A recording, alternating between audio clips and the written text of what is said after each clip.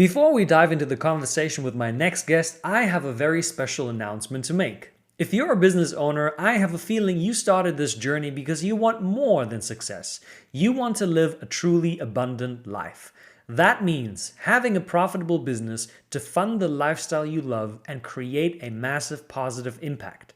It also means having thriving relationships with people who inspire and challenge you. Being mentally, emotionally, and physically healthy so you can have the energy to go after what you really want while truly enjoying the process. And being able to go on adventures that really make life worth living, rather than just sitting behind your computer all day. So if you would like to be able to have this kind of abundance in your life, then I've got just the right thing for you. The Abundance Accelerator Academy is my new membership community where we host 3 monthly calls that are focused on helping you improve your mindset, grow your business, and create the kind of freedom you want. There are also monthly community growth challenges that help you build new success habits which you will need to access greater levels of abundance. All of this and more for just $69 per month. If this sounds exciting to you, visit www.abundanceupgrade4.me to learn more. And now, back to the show with my inspiring guest. All right. Welcome to the show. My name is Mario Lanzarotti, and today I have the pleasure to interview my dear friend Jessica Karwat. She is the CEO of the Women's Academy of Transformation. I love the name. She has worked with hundreds of women all over the world, helping them not only transform their health, but more importantly, their life. She's a vegan nutritionist, a fitness trainer who takes a stand for women who want to step into their power. I love it. Jessica, welcome to the show. Tell us where you are and tell us a little bit about yourself. Yes, thank you, Mario, for having me. I'm so excited to be here. Very excited to speak to you about all of this today. So I'm in Dubai right now. I literally just moved my business here and I've been here for 1.5 weeks. So just like you, I love to travel. I love to meet new people. I love to experience new stuff. And so I feel like I'm just like you, moving places a lot. So that's kind of the plan now, moving forward as well. And yeah, you made a pretty good introduction already about myself, but I can tell you a little bit of a background. I've had my business now, or I've been, I would say, self-employed now for a couple of years. And that's when I realized, okay, I want to go further. I don't want to only be self-employed and the coach that like coaches people, but I want to have a bigger movement. I want to create a bigger movement. And that's when I founded the Women's Academy of Transformation. Also, because when I started coaching women, it was more focused on vegan nutrition and fitness. And very quickly, and I'm sure you can agree, is like you start to realize that coaching is a lot more than just teaching people how to eat right and giving them a training plan. We know that it has a lot to do with their mindsets, a lot to do with their inner healing, and a lot to do with trauma work and emotions. And so when I started incorporating that into my coaching, I started seeing that these are the reasons as to why women get the results that they get. It's not that they know exactly how to follow a meal plan perfectly and lose the weight, but it's more about their actual inner transformation, right? And who they become. It's not about just reaching a goal, but at the end of the day, it's like who you become with that goal. And I've been doing this work myself for a very long time because we all have goals, right? We want to all achieve something in life. But at the end of the day, we always say it's about the journey. But more importantly, who do you become, right, with that goal? It's like, if you want to become a millionaire, it's not about having that $1 million in your account. It's about the person that you become while you make $1 million, right? And so that's why it's a very holistic approach to my coaching. And I'm very proud of it. And I have, a team now as well that works with me. So I'm very excited to scale it even more now and really have, a community of women from all around the world that, I can not only guide and my team can guide, but also that they can support each other. So seeing it more as a movement than just it being a coaching program, if that makes sense. I love it. And I want to ask you, why only women? Because I remember that in the past, you also helped me you put together a training plan for me, with the nutrition plan. I'm also vegan, for those of you don't know. Go vegan. So I want to know, why only women? So, as you already mentioned, when I first started coaching or started working as a coach, I was working both with men and women, and it was a wonderful experience. It's not that I don't like coaching men; it's not the reason, but Mm, I just started seeing that we women, in a way, are a little bit more complex when it comes to health, especially with the menstrual cycle, which there is not still a lot of research done on it, and a lot of the research that has been done, especially when it comes to fitness, has been done mainly on men. And so a lot of women try to work out like men and eat like men, and we are not meant to, because we have a menstrual cycle that really affects us. And a lot of women struggle with their menstrual cycles in many different ways. And I thought for the longest time, it's normal to feel that way. It's normal to have those mood fluctuations and heavy and painful periods. And it's not. And so I just saw that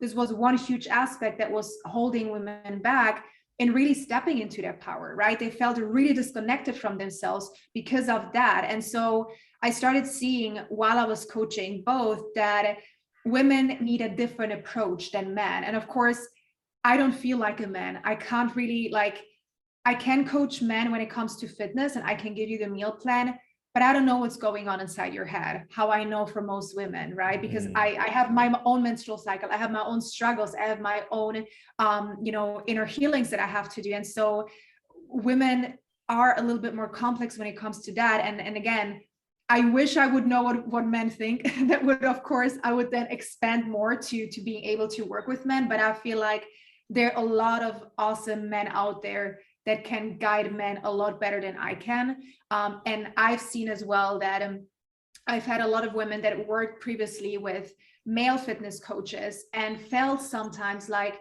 men couldn't fully understand what they were going through, right? They couldn't fully understand, again, especially the health part, right? Because men can only understand so much from books, but I know what I went through myself, and me myself, I struggled with a lot of hormonal issues, right? I used to have really bad hormonal acne all over my face, really painful periods, really a lot of things weren't right. And so because I went through it myself, I can now really teach women, how to do that for themselves and not to struggle anymore. So that's the reason why I pivoted yeah. more to women. And also I feel like women, when they are together and we are in a community and we have those calls, they're more likely to open up, because another woman will understand another woman, right? Conversations like, yeah, I'm scared to show myself in front of my husband. I get that a lot, right? So of course, if there's another man in the conversation, women might not be as comfortable to share Mm, this, because it might be a little bit trickier. Men will not fully understand. And just like my boyfriend as well, right? Whenever I have a bad day and I'm like, oh yeah, I don't feel that great, of course he can tell me, but you look so beautiful, babe. It's great, but still inside of me, like no matter what he says, it has to start with me, right? yeah. And so a lot of times men can say so much, but it has to start with you, if that inner work. And so yeah, I hope that answers your question. I could go on and on about this. It does, it does, and it's I'm a sure. powerful response, and I think there's a lot of learning in what you just said, not just for women but also for men.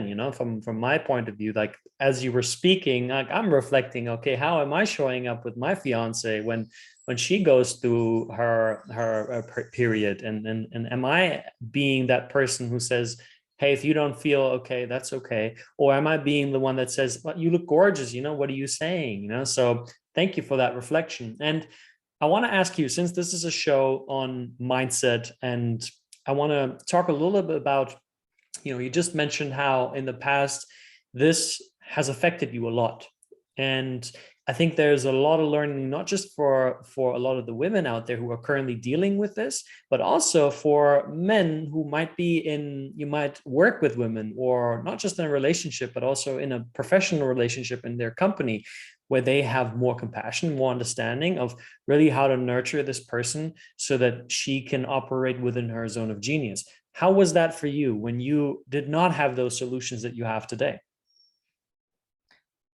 I think the first thing that I had to learn, especially as a business owner, or an entrepreneur is to be gentle with yourself, because we can be like, there's a reason why you stepped into becoming entrepreneur or business owner. Like, not a lot of people can do that.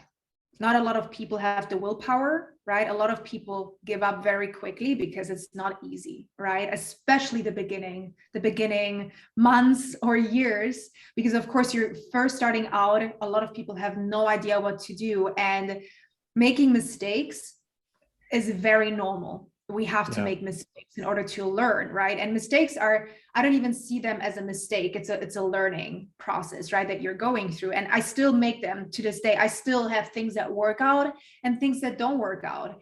And the thing is that no matter if man or woman, we can be so hard on ourselves sometimes, feeling like we have failed over and over and over again. And especially when you are starting out and you're completely on your own, you don't have a team yet. It's really about learning how to pick yourself up and taking a break if you need to. And, you know, taking it from the women's perspective, you know, our cycle does affect us, the way we think about ourselves, our energy levels, the way, you know, the way our brain processes things as well. So knowing this knowledge can really help you, you know, go even further with your business as well, right? Depending on where you are in your cycle, because the cycle is not only your period, there are many different phases that you go through. Knowing this stuff can really help you in your business as well, knowing, you know, what tasks to do, if you should be doing interviews like that, or if you should be selling, or if you should be focusing on creative stuff, right? Because again, we're constantly changing. So, and for men, same thing. It's like being more gentle with yourself and understanding when is the right time for you to push harder, right? And sometimes it's not even about pushing even more. Sometimes we truly need to take a step back, right? We need to take a step back and analyze, because it can become sometimes very competitive as well. I feel like, especially during, you know, the time that we are now, social media, it's very easy to compare ourselves to other people. It's very easy to compare your business to another person's business, or your success to another person's success. I feel like, you know, a lot of people fall into that, including me. I have to also sometimes be like, yo, you know, I'm my own person and what they do, I'm happy for them, but it doesn't mean that I'm not successful just because I'm not making that amount of money that they're making. And so sometimes it's really just about understanding, how do you operate, right? How can you, like, everyone is so different. And I don't know if you're familiar with human design. I'm not an expert on that, but human design, for example, helped me as well understand, you know, which type am I, and how can I work with my design type for my business in combination with my menstrual cycle. So I think it's just really, finding out your zone of genius, right? At the end of the day, and understanding how you operate and creating a business around that. Yeah. And you know, you said something very important that I want to highlight, which is being kind to yourself. You know, a lot of that's part of the work that I do on a daily basis, because, and you can relate to this, I'm sure, when you're first starting out this journey and you put so much pressure on yourself to succeed, and oftentimes the expectations you put on yourself are completely unrealistic. You know, okay, my first year, I got to get to 6 figures, you know, I got to, you know, immediately create financial freedom for myself and take care of my family and retire my parents. And you're like, whoa, have you done this before? And so we measure ourselves against these unrealistic ideas of who we think we should be. And then if we don't match those, we are really, really hard on ourselves. So I want to ask you, how was that in the beginning for you? Like, why were you so hard on yourself when you started out? That's a very good question. So for me, I studied business management and marketing. I went like the route of what people, you know, what society tells you should do, right? Finish school, then go studying, finish studies, and then get your first job or internship, whatever. And so I went that route or route. I don't know how to pronounce that. You know what I mean? Right. And so I went there, and very quickly I realized I finished my studies. I got my internship. After my internship, they hired me as a marketing specialist in an ad tech firm in Barcelona. And very quickly I realized, what the hell am I doing here? Like, this is not for me at all. And it took me I think it took me a year of misery to understand that it's okay to not want to fit in. And even though, like, on the one hand, I really enjoyed the company and the culture and the people, like I had a lot of fun, with that part, the actual work that I was doing, I just didn't feel like it had any impact on me or on the company. I felt like I was doing generic stuff. And then I remember this one specific moment. My manager, she assigned me, or she found me like a mentor, like a not a sales, marketing mentor. So she was in marketing, and so she found me this marketing director as a mentor, and I had a call with her.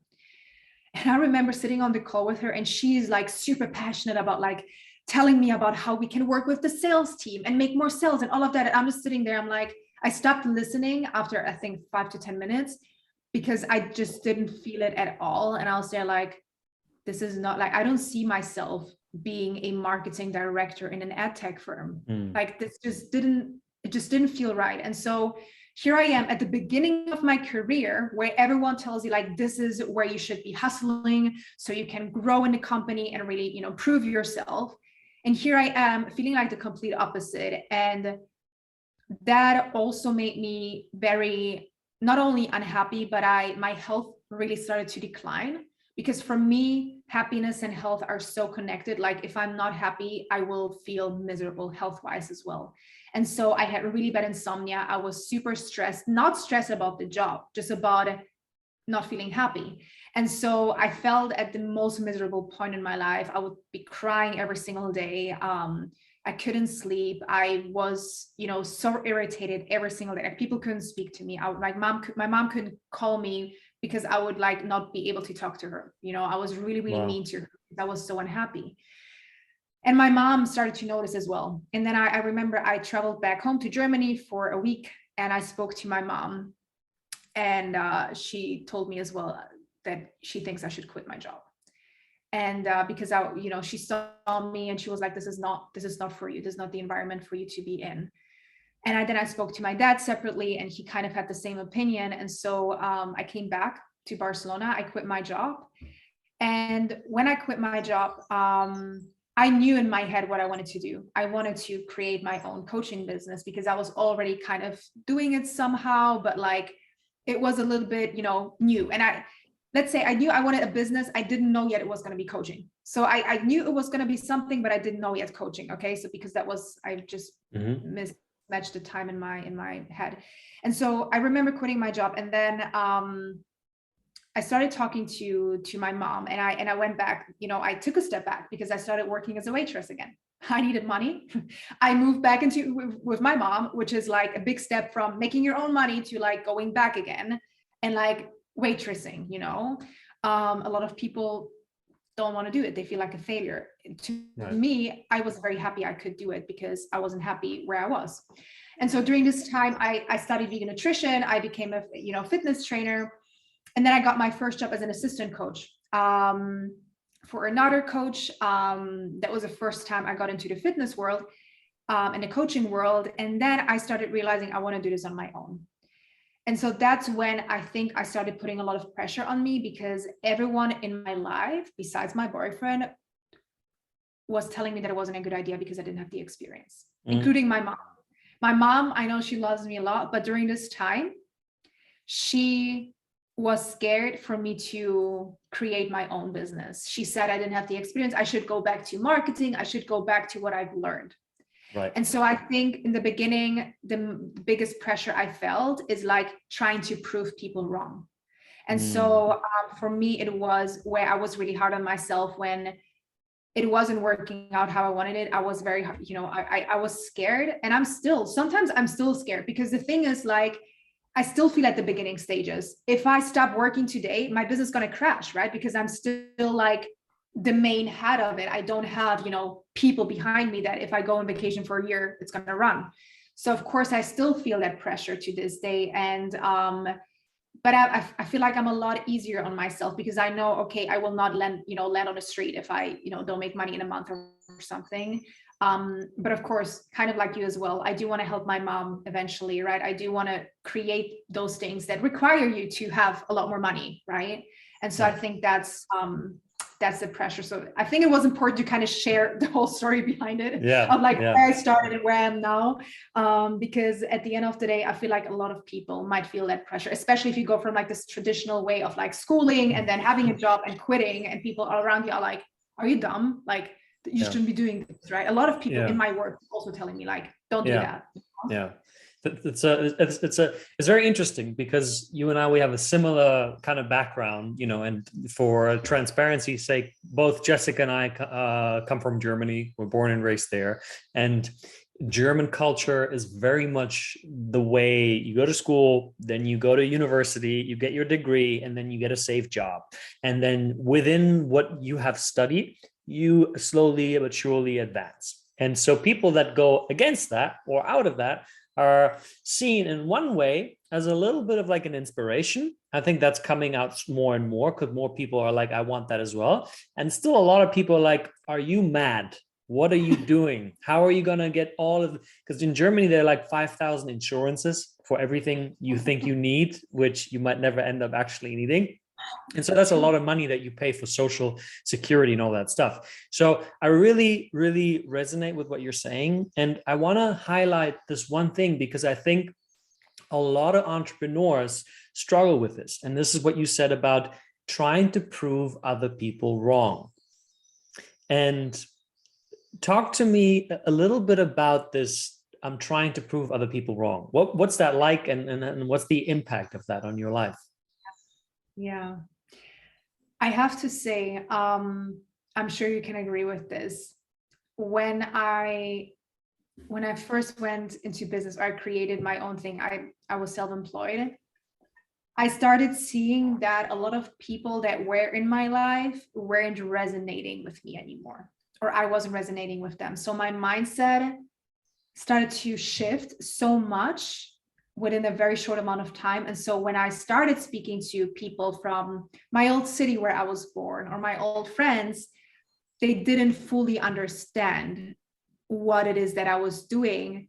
And they didn't understand that like it requires you to work probably a lot more initially than they have a 9 to 5, right? So sometimes, like, I remember at the very beginning, one of my best friends, she would say things to me like, oh, I don't hear anything from you anymore if I don't look at your Instagram.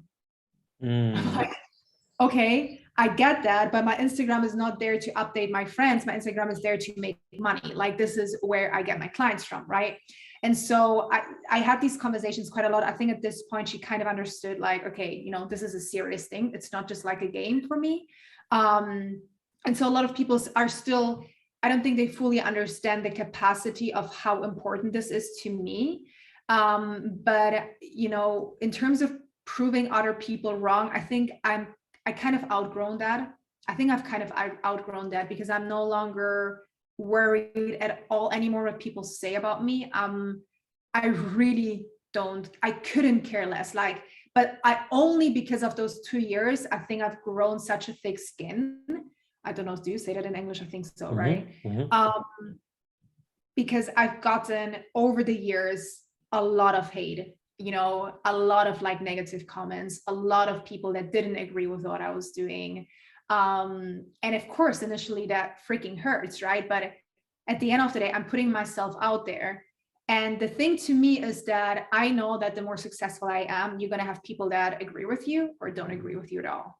And that to me is just kind of a proof that, okay, I think what I'm doing is working. I don't need the whole world to love me. I only need the right people to love me, you know? So again, I'm not here anymore to prove people right or prove people wrong in any way.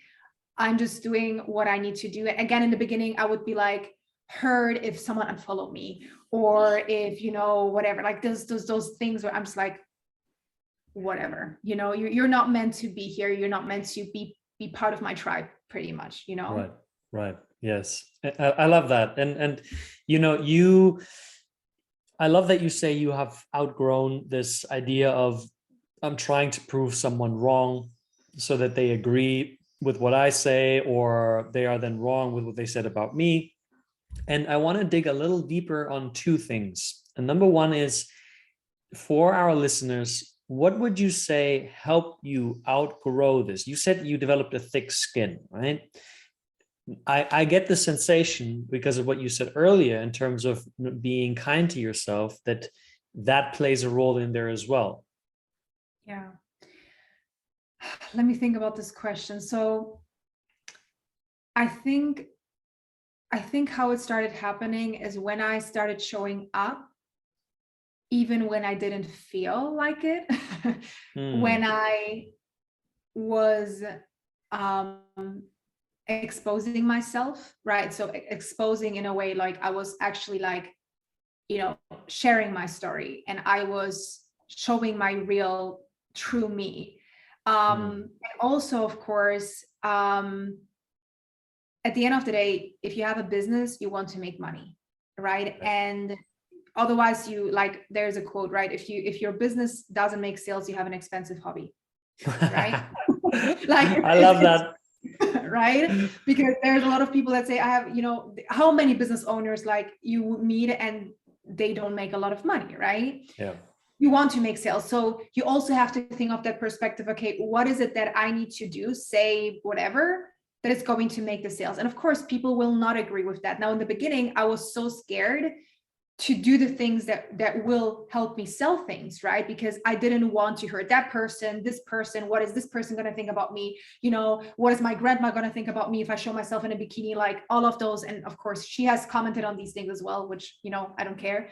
But I had all of these things. And sometimes the more you read negative comments towards you or towards other people, there can like a time can come where it feels like, maybe they're right.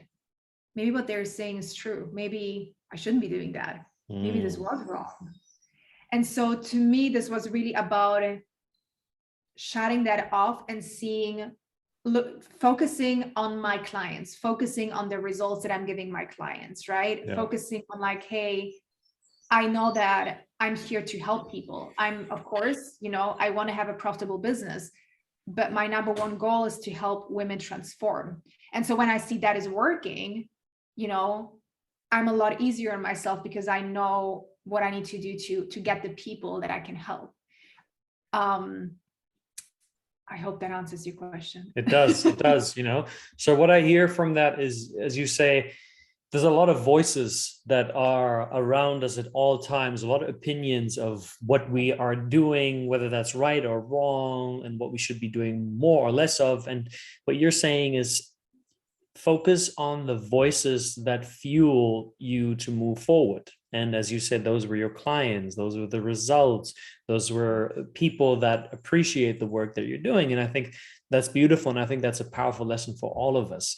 And, since this show is called the Self-Doubt Solution, one of the things that I highlighted in my TED Talk was the connection between loneliness and self-doubt.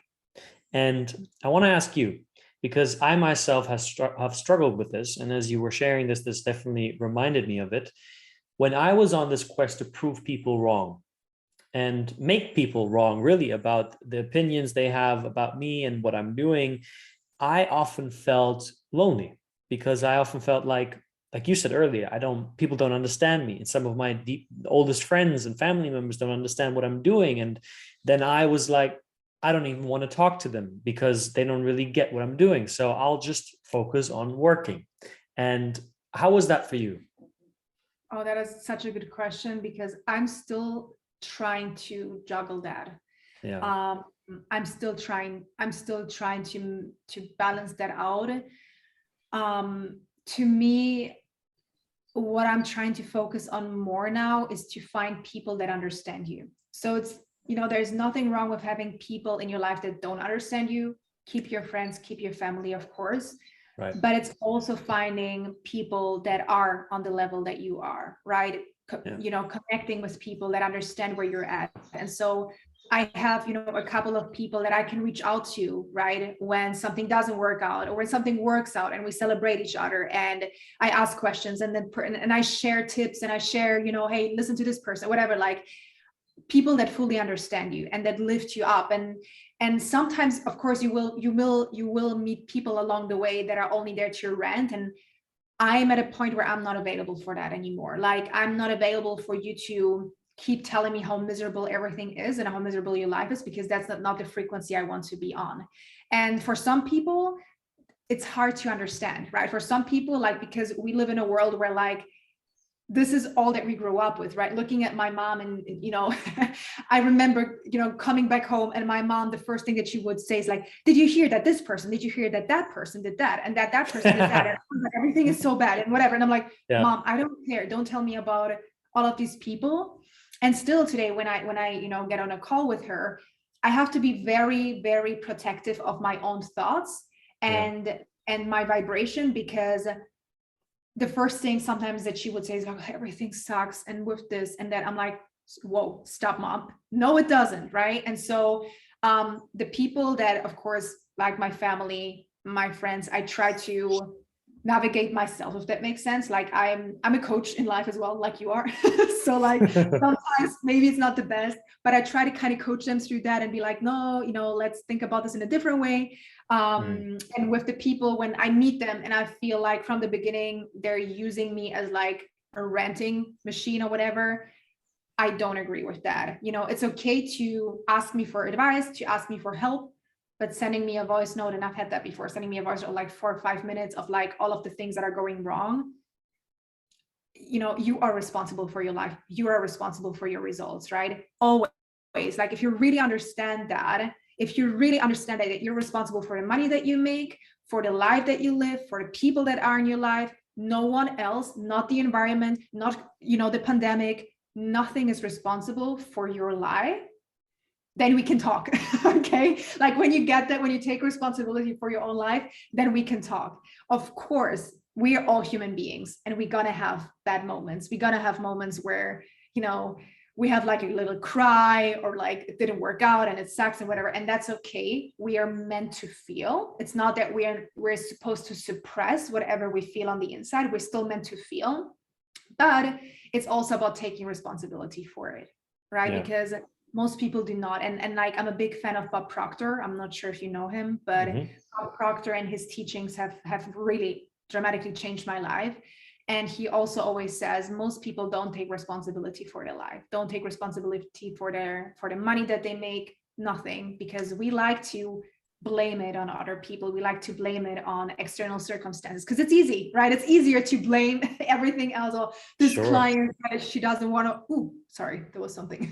This client says she doesn't want to work with me, right? This person says, this is not working out for me. And so you're like, the thing is that you are in control of your own thoughts, right? So you can decide, okay, so that person said she doesn't want to work with me. Are you going to down spiral and be like, okay, so am I a bad coach? People don't want to work with me. And so you're in this negative spiral, and your energy is going to be adapted to the thoughts that you're having. So if you want to now attract a new person, that person's not going to come, because you are thinking negative thoughts, right? And you're feeling negative feelings. And so your vibration is bad. Now, if you see this more as an opportunity and you say, okay, that person doesn't want to work with me, okay, fine, it's not my person.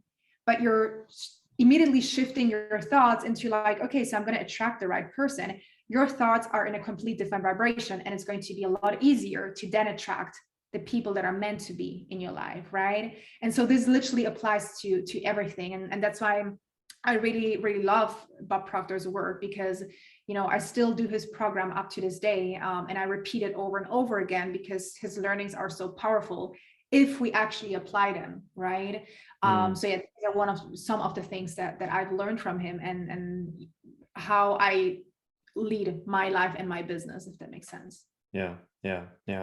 And I also want to honor you and acknowledge the fact that you said that you're still juggling this, and not pretend that, hey, I've overcome this, not a big deal. Because quite frankly, if I look back to Christmas, this year Christmas, I was in Tulum with my fiance, and we both had COVID. So we were at home, and it wasn't a bad COVID. It was like a flu. But we were quite lonely, because we didn't really have a lot of people in Tulum at the time. Many of the people that we knew were traveling for that time, and we couldn't see anyone. And then our family wasn't there, and both of us felt really, really, really lonely. And I started reflecting. It was like, why am I actually doing all of this? Am I doing this because I want to be this super successful, wealthy person who's by himself most of the time in front of a computer screen, having online connections?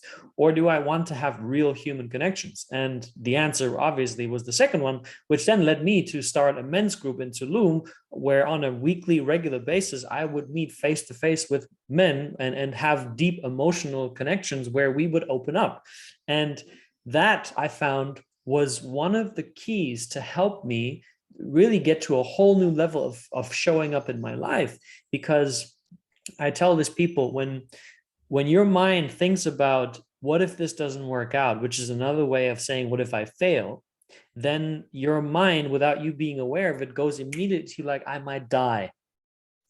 And when you don't have a lot of connections in your life where you feel you can sort of fall back on and they love you because of who you are, not what you do, that makes the doubt so much stronger.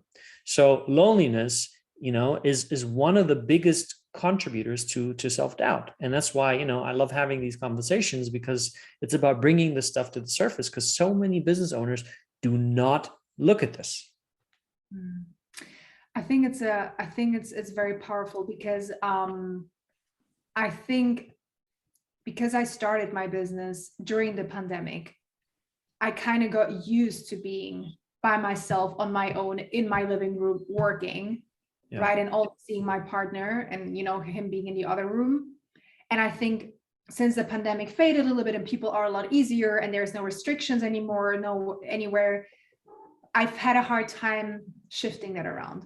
Because I've become so used to, since the beginning of my business, sitting in front of my screen almost 24/7, right, that now when I don't, there's a lot of guilt and shame that comes up for me. Because I'm like, I should be working now. Why am I here enjoying my life? I should be making money right now. So for me, it was more of really understanding that, finding the balance. Finding the balance of like, I don't need to work 24/7. I don't need to work on the weekends. I don't need to work all the time to make money, right? Or to have a successful business. And so for me, it was more that. And I think in the beginning of my business, I was still fine with being alone because I didn't feel the need to have people around me. But now that I'm growing more and I'm seeing like, okay, I'm not the only person with a business out there, and there are people out there that go through the same struggles that also are missing those human connections.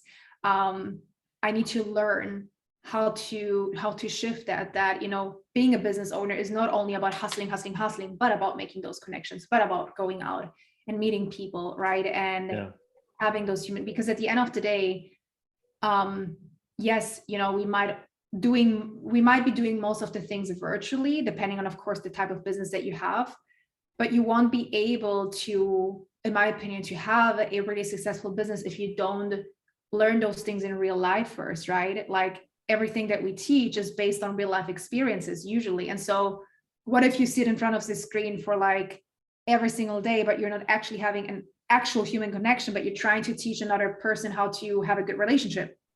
Thank you.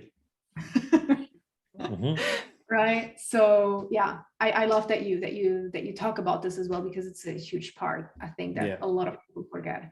Yeah. And I'm curious, because the story of I should work more, I should make more money,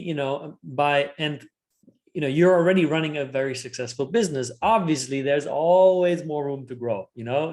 You are six figures, you get this, then, 7 figures, and you had 7 figures, 8 figures, 9 figures, 10 figures. There's always another level. And personally, I've also struggled with this, and there are still days where this comes back up, just like similar scenario where I'm working 10, 12 hours. And then I'm like, okay, now, let's go out for dinner or whatever. It's like, yeah, but I could also squeeze in another hour. Do I really need to go for dinner? And then that's why I reconnect to why I do this. And I'm curious, what is it that helps you calm down this voice that says you should do more? My boyfriend. So he's one person that really reminds me of it. A lot of times he says, whenever, like, I'm still trying to create a good relationship with money. That is one of the things that still, like, I love to make money, I hate to spend money. So Ah, I'm like keeping all of my money together. And especially the last couple of months, I've been spending a lot of money on a lot of things that were coming up. And that was giving me so much, even though I have that money, still giving me a lot of anxiety, right? And then also, like, he reminded me, he's like, why do you work so, like, what do you work so hard for? To have that money in your bank account and not do anything with it? You know it as well. I had my teeth done, right? So I'm done now with the Invisalign thing. And this was a dream of mine for years. And of course, I couldn't afford that back then because it was, quite a chunk of money if, yeah. people have to save for that. And I could just do it like that. And I just paid it off. And then, he reminded me, he's like, but now you have your teeth done. That's why you make money, right? So that you can do the things that make you happy. Yeah. And I was like, oh my God, so true. And same thing with travel. Like, I think when I travel, I remind myself as to why I do what I do, right? So whenever we were looking for an Airbnb or like booking a plane ticket, sometimes like, oh my God, this is, it's going to be, a lot of money. And then he also says to me like, but this is exactly why you make the money, because you want to do the things that you love doing. And so to me, is putting yourself in positions where you feel abundant, right? And so to me, this is traveling, right? Like right now, I have this beautiful apartment where I look down on like the skyline of Dubai, and with it, we have the sea, and you see a lot of yachts passing by. And I mean, this is luxury, right? I like to look at that because it motivates me. I'm like, ooh, I want to have that yacht or like that one, I want to be on that one, right? And so like, feeling abundant and feeling like, hey, going out for dinner and paying this really great dinner, this is to me abundance, right? Whatever it is to you, going out into nature, we all have different ways of feeling abundant. And so to me, it's like whenever I feel in scarcity, I try to find the things that make me feel full and make me feel like no matter how much money I have right now, this is why I'm doing this for. This is why I'm working and creating the life that I want to. Yeah. Yeah. I love that. And again, I really appreciate you being so authentic and vulnerable. And what comes up for me is this idea of do you own money or does money own you? And I can relate to what you're saying. And for me, I've also made a commitment this year, especially, to really treat myself and us more, and also sending money to people who need it, in the family or friends. And one of the things that now when we're flying to South Africa, we're going to fly business class. Like, I've committed to it. I've said I'm going to do this, and we don't need to do that. There's a part of me is like, what? It's just a flight. I mean, come on, I'll get there. I can use the money to do that.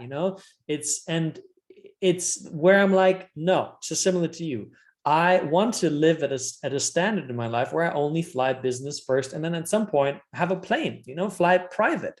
And it's like, when will this start? This is not going to start once I make $1 million. This is going to start now because I'm getting myself into the frequency of abundance, and that requires me to take risks. And I'm willing to do that. So I love what you said about money. And with an awareness of time, I still want to ask you 2 more questions. One is my favorite question, which is, if you could spend an hour of your time with any person in the world, dead or alive, who would it be and why? Yes. I don't know how well you know me, Mario, but I have my vision board here on my phone, and there's this person called Shakira on my phone. Yes, Yes.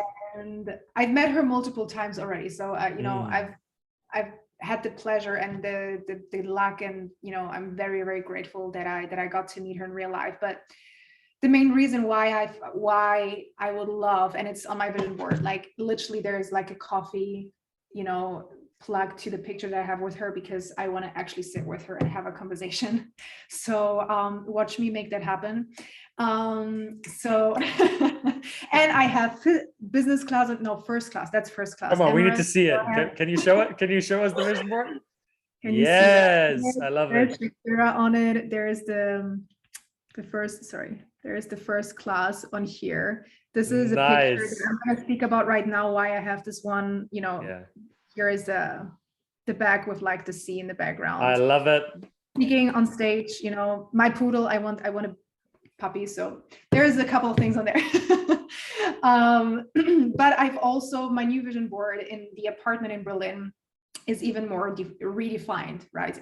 I'm very specific about like a couple of more things. So Yeah. anyways, why Shakira? So she's one of the first persons since I was very, very young that inspired me in terms of music. And because of her, I started singing, I started dancing, I started playing guitar, I started writing my own songs. And very early, I learned that she has a very, I always say a golden heart, right? She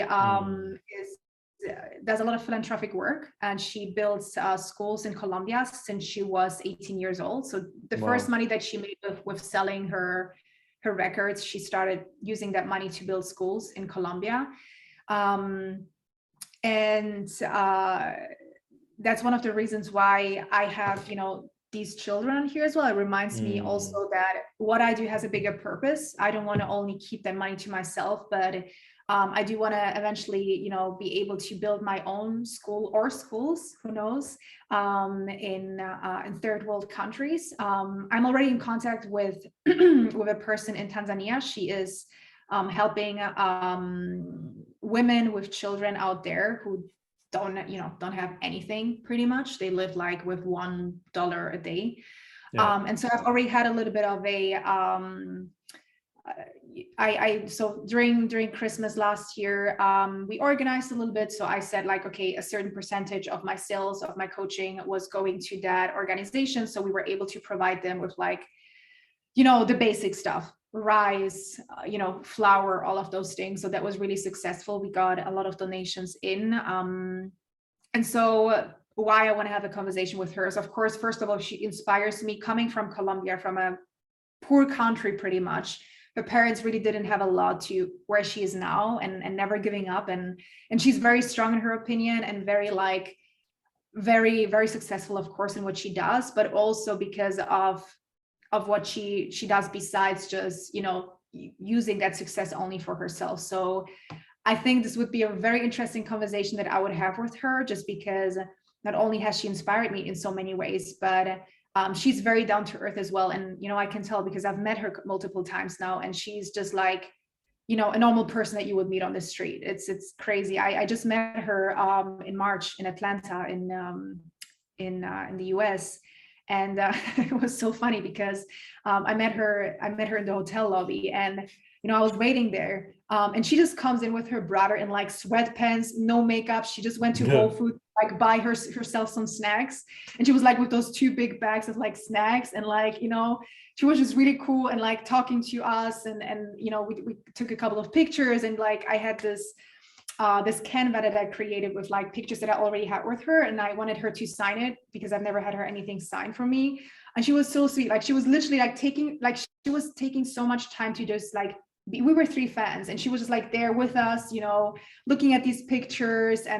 And to me, like, I feel like there's not a lot of people out there that are so successful and that are so down to earth and take their time to like actually get to know other people. So I have chills right now. So yeah, I would love to like actually, talk to her about this and ask her, how she started also, especially the philanthropic side, because of course, I mean, she had the money, but she started when she was just starting out in her career as well. So okay, I'm gonna put out a dream now. You're free to reject it or take it.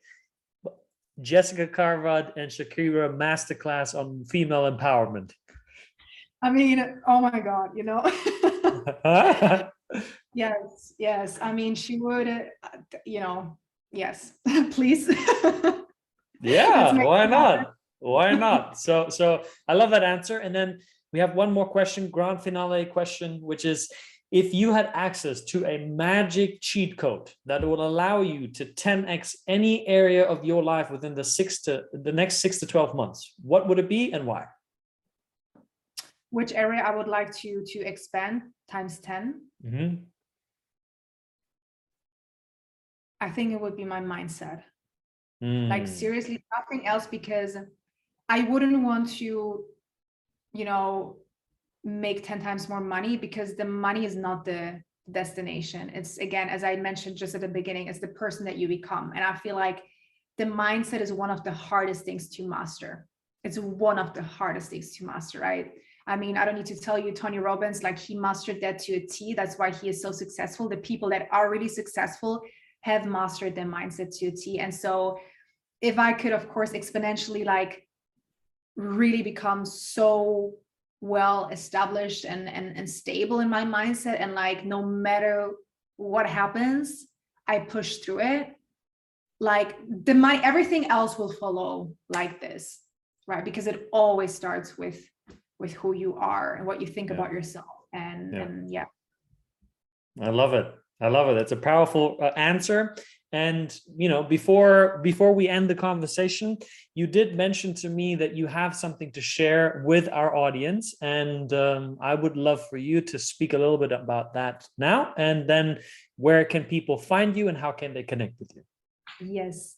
So as I mentioned, or as you mentioned, I am the founder of the Women's Academy of Transformation, which is, you can imagine a program or an academy of the duration of 4 months. And I work with women that want to step into the next level in many aspects, right? I focus on holistic health, but a lot of women that come to me want to grow further than that, right? And as I mentioned to you as well before we just started this, is that a lot of women have the goal to lose weight or to be healthier, but the way that we work with our beautiful clients is to really create this whole body and emotional and energetic transformation, because that's what it comes down to at the end of the day. So we really dive deep into all of the aspects that will really create that full body transformation. So if you're interested, of course, I would love to invite you to have you. We have now changed it into a membership, so you can actually join at any time. Before that, I used to do like rounds. Now you can literally join us at any time, though prices are going to go up very soon, because I'm like, it's too much value. The value is incredible. So of course, make sure, you don't wait too long. Feel free to check out all of it. It's on the website that you're going to be sharing as well, right, Mario? So and yeah, if you want to contact me, if you just want to have a chat, you can reach me on Instagram. I think it's the easiest way. It's Jessica Karwat. And I also have my own podcast, which is called the Plentiful Goddess Podcast. So I speak a lot about, the stuff that menstrual cycles, mindset, inner healing, emotional eating, all of that on my podcast as well. So that might be interesting to you as well. So yeah, that's it. Beautiful. So ladies, and of course gentlemen as well, if you have a woman in your life who you would like to treat to an extremely powerful program, definitely go check out Jessica's website and her Instagram, which you will find in the show notes. Jessica, thank you so much for joining us today. It has been a plum-pleasing pleasure, and I look forward to chatting with you again. And everybody, thank you so much for tuning into the Self-Doubt Solution, and I will see you on the next episode.